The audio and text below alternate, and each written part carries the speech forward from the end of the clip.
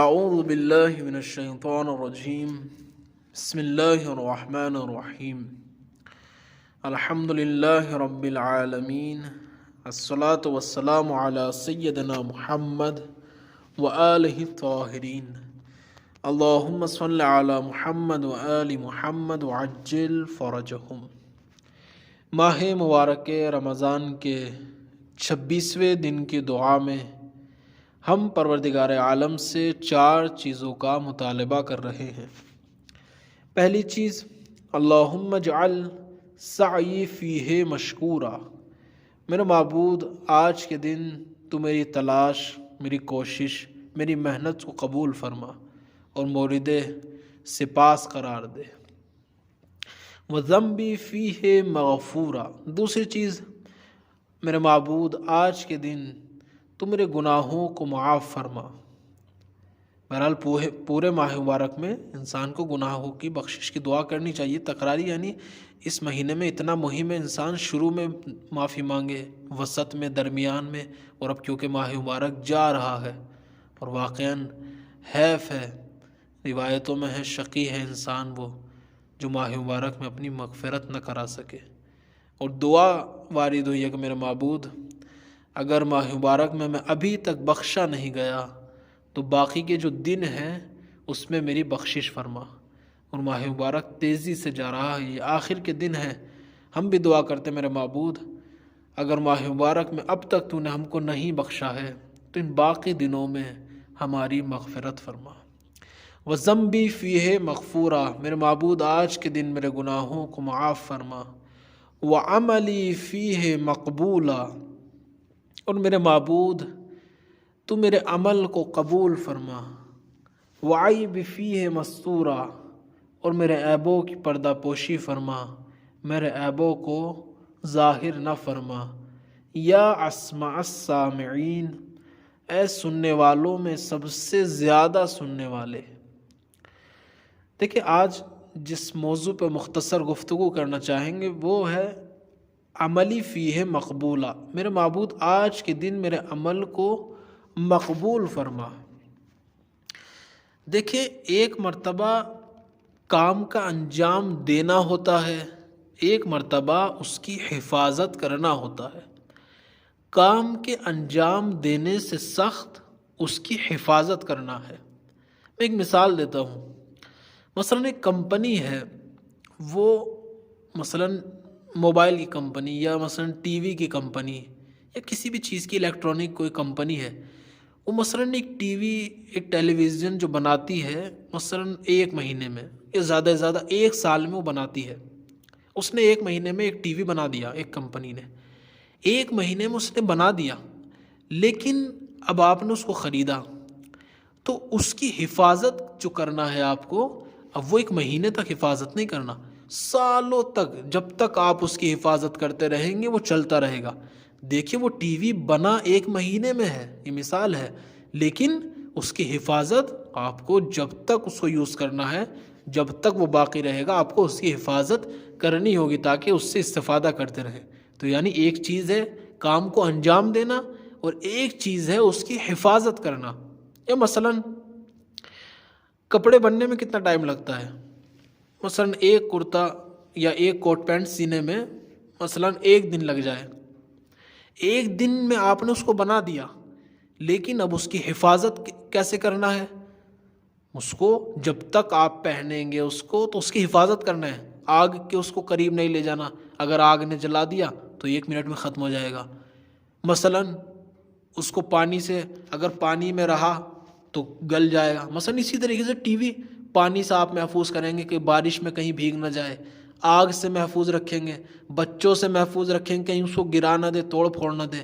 تو یعنی کسی چیز کے بنانے سے زیادہ اس کی حفاظت کرنا مشکل کام ہے، اس کو آپ قبول کرتے ہیں، یعنی اس کو بنانا زیادہ مشکل ہے۔ اسی طریقے سے ازدواجی زندگی، مثلاً انسان شادی کرنے میں 1 ہفتہ لگتا ہے، یا مثلاً 1 دن میں بھی اس کی شادی ہو جاتی ہے، 1 مہینہ شادی ہونے میں ٹائم لگتا ہے، لیکن وہ جو شادی کا جو مقصد ہے، وہ جو ہمسرداری ہے، وہ جو اس کی حفاظت کرنا ہے، شادی کو آپ شادی کی لیکن اب سالوں تک وہ شادی چلتی ہے، تو شادی ہونے میں ایک لمحہ لگا ہے، ایک دن لگا ہے، 3 دن لگے ہیں، یا مثلاً انسان جو ہے وہ جتنے ٹائم میں شادی ہوئی، لیکن اس کی حفاظت کرنا، اس سے میاں بیوی کے رشتے کو نبھانا، یہ سالوں سال چلتا ہے. یعنی ایک کام کو انجام دینا اور پھر آسان ہے، لیکن اس کی حفاظت کرنا بہت مشکل ہے اس کام کو انجام دینے سے. یعنی بات واضح ہو گئی. تو انسان بھی جب اعمال کرتا ہے، عبادت انجام دیتا ہے، تو کچھ خاص فرصت ہے، جیسے ماہ مبارک رمضان، یہ جو مہینہ ہے، اس میں ایک عمل کا ثواب کئی گنا انسان کو دیا جاتا ہے. یہ روزہ عرفہ 9 ذی الحجہ کو، اس کا عمل، یہ شب جمعہ میں انجام دیا جانے والا عمل، یہ کچھ جگہوں پر، جیسے ایک مرتبہ آپ نے کعبے میں انجام دیا، ایک مرتبہ آپ نے مسجد النبوی میں انجام دیا، ایک مرتبہ آپ نے نجف مولا کائنات امیر المومنین علیہ السلام کے حرم میں انجام دیا، ایک مرتبہ کربلا میں اس کام کو انجام دیا، ایک مرتبہ مشہد میں اس کو انجام دیا. تو یعنی آپ نے عبادتیں انجام دی. اب یہ عبادتیں انجام تو آپ نے دی ہیں، ایک مرتبہ آپ نے اس کو انجام دیا ہے، لیکن ان کی اب حفاظت کرنی ہے.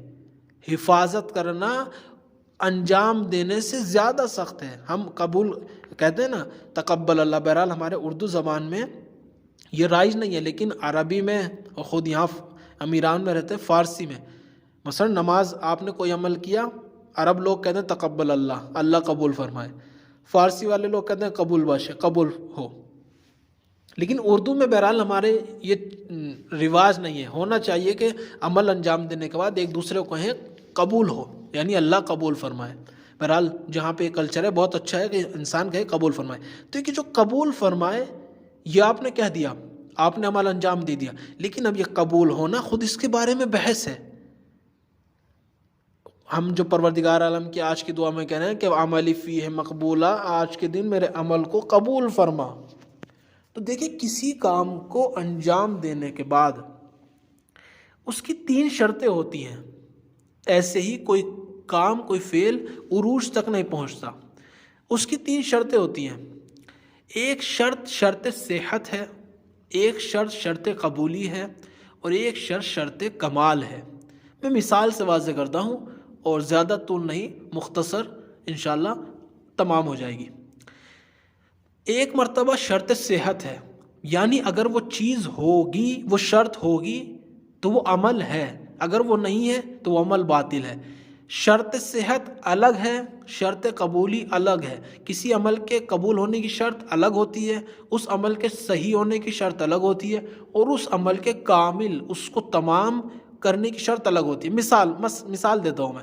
نماز پڑھنے کی شرط کیا ہے؟ سب سے پہلی شرط، مثلا انسان نماز پڑھنے سے پہلے وضو کرتا ہے. اگر انسان نے وضو نہیں کی تو اس کی نماز صحیح نہیں ہے، باطل ہے. یعنی شرط صحت ہے. یا مثلا قبلے کی طرف کھڑا ہونا، یہ شرط صحت نماز ہے. یعنی نماز ہونے کی یہ پہلی شرط ہے کہ انسان باوضو ہو، انسان قبلے کی طرف کھڑا ہو. اگر اس کو قبلے کی طرف سے دائیں ہو جائے یا بائیں ہو جائے یا بنا وضو کے نماز پڑھ لے تو اصل اس کی نماز نہیں ہے. تو یہ ہوئی شرط. تو چیزوں وضو کیا ہوئی؟ وہ نماز کے صحیح ہونے کی شرط ہے. قبلہ کیا ہوا؟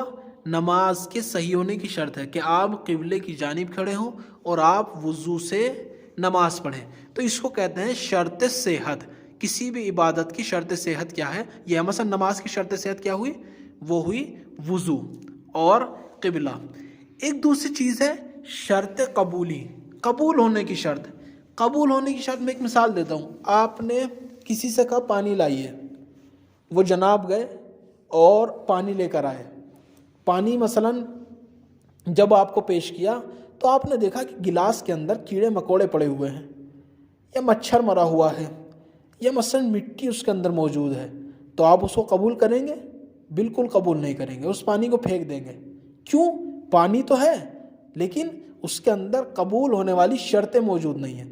یا مثلا ایک بندہ جو ہے وہ لیٹرین کے لوٹے میں پانی لے کر آ جائے، تو آپ اس پانی کو پئیں گے؟ کہ بالکل نہیں پئیں گے، اس کو قبول بالکل نہیں کریں. کیوں؟ اس لیے کہ قبول ہونے کی شرط اس کے اندر موجود نہیں ہے. وہ پانی اس گلاس میں موجود نہیں جس میں پیا جاتا ہے، نہ وہ پانی صاف ہے. تو اس کو بولتے ہیں قبول، شرط قبولی. عبادت میں کیسے؟ مثلا نماز، آپ نے نماز جو صحت تھی صحت کی شرط تھی، وضو سے آپ نے نماز پڑھی، اور باقی جو جتنے بھی شرائط تھے آپ نے وہ پورے انجام دیے. آپ کی قرات ٹھیک تھی، الحمد، آپ نے ٹھیک بالکل قرات، آپ نے جو ہے وہ جتنے سورے پڑھے اس کے اندر بالکل ایک دم قرات کے ساتھ انجام دیے. لیکن نماز کی قبولیت کی شرط کیا ہے؟ وہ ہے امیر المؤمنین علی علیہ الصلاۃ والسلام اور ائمہ علیہ السلام کی ولایت. لیکن آپ نے ولایت کے بنا نماز پڑھی تو ایسی عبادت قبول نہیں ہے. تو ولایت کا شرط ہونا یہ کسی شرط ہوئی؟ یہ قبولیت کی شرط ہوئی. جو بعض نے کہا علماء نے کہ قبولیت کی شرط ہے ولایت، یعنی ولایت کا ہونا اس عبادت کی قبولیت کا شرط ہے. تو اس کو کہتے ہیں، آپ نماز کے اندر ساری چیزیں ہیں، خالی ولایت نہیں ہے، تو ولایت، بنا ولایت والی نماز قبول نہیں ہے. تو یہ ایک تھا شرط صحت، ایک تھا شرط قبولی، ایک ہوتا ہے شرط کمال. شرط کمال کیا ہے؟ مثلا آپ کی نماز وضو کے ساتھ بھی ہے، آپ کی نماز ولایت کے ساتھ بھی ہے، لیکن وہ نماز کامل نہیں ہے. جیسے کہا جاتا ہے کہ مسجد کے جو پڑوسی ہیں اگر وہ مسجد کو چھوڑ کر اپنے گھر میں نماز پڑھیں تو ان کی نماز کی ارزش نہیں ہے، ان کی نماز کامل نہیں ہے. کیا مطلب کامل نہیں ہے؟ یعنی نماز ہے، صحت بھی ہے، قبولیت کی شرط بھی ہے، لیکن شرط کمال نہیں ہے. جیسے مثال، سامنے کی مثال، مثلا آپ چاول پکاتے ہیں، چاول میں آپ نے مثلا بریانی آپ پکا رہے ہیں تو چاول پکانے کے چاول بھی موجود ہیں، چاول میں تیل بھی ہے، گوشت بھی ہے، سب کچھ ہے، لیکن ابھی چاول کچا ہے. تو اس کو کہتے ہیں چاول کامل نہیں ہوا. ساری شرطیں موجود ہیں، صرف کامل نہیں ہوا. تو یہ اس کو بولا جاتا ہے کہ کمال شرط کمال. انشاءاللہ بات واضح ہو گئی. تو یہ ہر عمل کی 3 شرطیں ہوتی ہیں. ایک شرط صحت ہوتی ہے، ایک شرط قبولیت ہوتی ہے، اور ایک شرط کمال ہوتا ہے. تو ہم جو اللہ کی عبادت انجام دیتے ہیں ان میں بھی ایک شرط صحت ہے، ایک شرط قبولیت ہے، اور ایک شرط کمال ہے. ہماری عبادت کب ٹھیک ہوگی؟ ہمارا روزہ، ہمارے روزے میں جتنی شرطیں بیان کی، جس کی بھی آپ تقلید کرتے ہیں، جو مراجع نے شرطیں بیان کی ہے روزہ صحیح ہونے کی، ان شرطوں میں پائی جائیں. قبولیت کی شرط اہل بیت علیہ السلام کی محبت کے ساتھ اس عبادت کو انجام دیا جائے، اور شرط کمال کیا ہے؟ کامل انجام دیا جائے، اس میں نقص و عیب نہ ہو. جب یہ شرطیں پوری ہو جاتی ہیں تینوں، اس وقت کہا جاتا ہے وَعَمَلِ فِيهِ مَقْبُولًا، میرے معبود اس عمل کو قبول فرما. اور بہرحال ولایت اور تقوی کا ہونا، یہ تمام جو ہے وہ شرط قبولیت ہے. وہ ایک حدیث میں آخر میں پیش کرتا چلوں جس میں پیغمبر اسلام صلی اللہ علیہ وآلہ وسلم نے ارشاد فرمایا، یہ ایک مثال کہ ثلاث من لم یکن فیہ لم یتم لہ عمل، کہ 3 چیزیں ایسی ہیں اگر اس کے اندر نہ ہو تو وہ عمل کامل نہیں ہوتا، تمام نہیں ہوتا. یہ شرط کمال ہے. پہلا آپ نے ذکر کیا ورع یحجزہ عن معاصی اللہ، انسان کے اندر تقوی پایا جائے، ورع پایا جائے جو اس کو گناہوں سے روکے. اگر اس انسان کے اندر وہ عمل اس کو گناہوں سے نہیں روک رہا تو وہ عمل قابل قبول نہیں ہے، وہ تمام نہیں ہے. مثلا انسان اس زبان سے جس سے اللہ کا ذکر کر رہا ہے، اسی زبان سے غیبت بھی کرے، اسی زبان سے دوسرے کو برا بھلا بھی کہے، اسی زبان سے گناہ بھی کرے، تو اس کا وہ عمل قبول نہیں ہے. یا مثلا وہ آنکھ کہ جو اللہ کے در پر، اللہ کی بارگاہ میں رو رہی ہے، لیکن اس آنکھوں سے گناہ بھی ہو رہا ہے، تو وہ قابل قبول نہیں ہے. دوسری چیز جو پیغمبر اسلام صلی اللہ علیہ وآلہ وسلم نے ارشاد فرمایا، وَخُلُقٌ يُدَارِ بِهِ النَّاسِ، اچھا اخلاق ہونا. اچھا اخلاق بھی کیا ہوتا ہے؟ اس عمل کی قبولیت کا سبب ہوتا ہے. وہ عمل تمام ہوتا ہے اگر انسان اچھا اخلاق کے ساتھ انجام دیا جائے. بد اخلاق انسان کا عمل قابل قبول نہیں ہے. جس کی زبان بد اخلاق ہے، اس کا ظاہر، اس کی زبان سے لوگ اذیت میں ہے، جو بولتا ہے منہ میں آتا ہے بول دیتا ہے، اس کا اخلاق اچھا نہیں ہے، اس کا عمل بھی قابل قبول نہیں ہے. تیسرا وحلم یرد بہ جہل الجاہل، تیسرا وہ حلم، وہ بردباری، وہ برداشت کہ جو جاہل انسان کے جہل کو اپنی طرف پلٹا دے. یعنی کیا مطلب؟ یعنی انسان بہرحال عقل کی زکوٰۃ کو یہ بتایا گیا ہے کہ جاہلوں کو برداشت کیا جائے. جس کے اندر حلم آ جاتا ہے وہ پھر برداشت کرنے کی قوت زیادہ ہو جاتی ہے۔ بہت ساری مثالیں آپ حلم کی دیکھیں، جیسے کہا جائے کہ غصے کے وقت حلم، مومن کی علامت یہ ہے کہ مومن غصے پر کنٹرول رکھتا ہے۔ جیسے ائمہ معصومین علیہ السلام کی زندگی میں دیکھیں، حلم ہوتا ہے، یعنی آپ کی کنیز کے ہاتھ سے اگر برتن چھوٹ جائے، چوتھے امام علیہ السلام کے سر پر لگ جائے، خون بہنے لگے، تو آپ اس غصے کو پی جاتے ہیں، اور حلم، یہاں پر حلم کا مظاہرہ کرتے ہیں۔ تو جاہل کے جہل کو بھی اپنی طرف پلٹانا، اس کو برداشت کرنا، یہ سب حلم کی علامتیں ہیں۔ اگر علم کے ساتھ حلم ہوتا ہے تب اس حلم میں وزن پایا جاتا ہے۔ انسان کے اندر، مومن کے اندر حلم ہونا چاہیے کہ وہ برداشت کرے۔ جیسے مثلا ایک استاد ہے، اگر شاگرد نے ایک بار پوچھا وہ پھر بتاتا ہے، دوسری بار پوچھا وہ پھر بتاتا ہے، تیسری بار پوچھا پھر بھی بتا رہا ہے، اس کے اندر تغییر نہیں آ رہا۔ لیکن اگر ایک بار پوچھا بتا دیا، دوسری بار پوچھا وہ غصہ ہو گیا، تو یہ یعنی استاد کے اندر حلم نہیں پایا جاتا، اس کے اندر بردباری نہیں ہے۔ تو یہ بردباری بہرحال ایسی حاصل نہیں ہوتی، اس کا ایک درجہ ہے۔ انسان جو ہے وہ محنت کرے، صبر سے کام لے، علم کے ساتھ حلم ہو تو پھر انسان بردبار بنتا ہے۔ تو یہ تمام تینوں شرطیں جو عمل کے انجام دی، یہ شرطیں، یہ شرط ہے عمل کے قبول ہونے کی، اس کے تمام ہونے کی، مکمل ہونے کی شرطیں ہیں۔ تو آئیے پروردگار عالم کی بارگاہ میں دعا گو ہیں کہ میرے معبود تجھے واسطہ محمد اور آل محمد علیہ السلام کا ہمارے عمل کے اندر تینوں شرطوں کو، شرط صحت، قبولیت اور کمال تک پہنچا دے، تاکہ ہمارا عمل قابل قبول بن سکے اور تو اس کو قبول کر سکیں۔ اور پروردگارہ ہمارے کم عمل کو، میرے معبود اعمال قلیل و حاجات کثیر، ہمارے عمل کم ہے اور ہماری حاجتیں زیادہ ہیں، میرے معبود تو ہمارے تھوڑے عمل کو قبول فرما اور ہمارے گناہوں کو معاف فرما اور ہمارے امام زمانہ کے ظہور میں تعجیل عنایت فرما۔ ربنا تقبل منا انک انت السمیع العلیم برحمتک یا ارحم